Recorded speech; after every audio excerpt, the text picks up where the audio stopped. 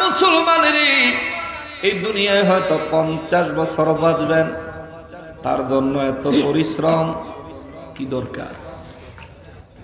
করেন, হালাল ভাবে করেন, ইবাদত হবে। হালাল হারাম বাঁচলেন না, বিপদ হবে।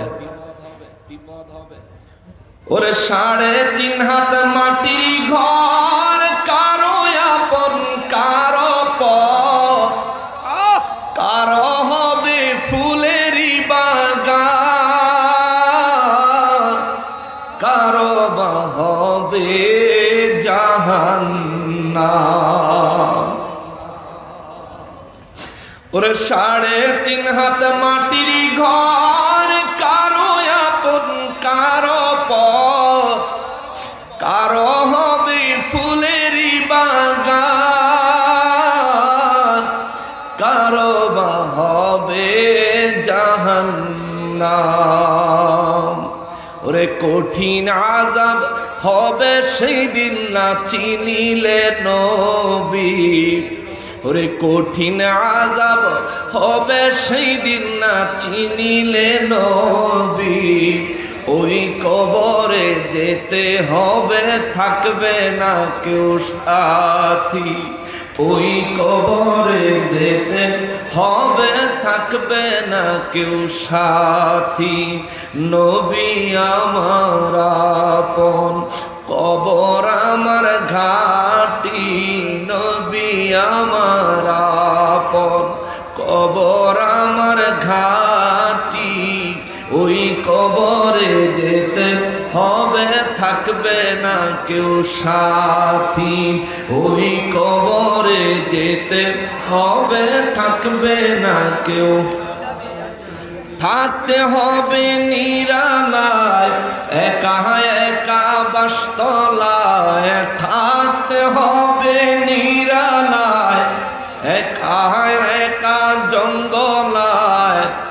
চতুর্দিকে রবে শুধুই মাটি, চতুর্দিকে রবে শুধুই মাটি। ইয়া রাব্বে কারীম, ও পরওয়ারদিগারে আলম, ঈমানের সাথে আমাদেরকে মৃত্যু দিয়েন, জোরে বলেন আমিন। কবরের আযাব থেকে আমাদেরকে হেফাজত করিয়েন, জোরে বলেন আমিন। হাসরের ময়দানে আরশ আজিমের ডান পাশে আমাদেরকে জায়গা দিয়ে। ও মালিক, তুমি যদি দয়া করে আরশ আজিমের ডান পাশে জায়গা না দাও, এমন কোন আমল নাই যেটা তোমারে দেখাইলে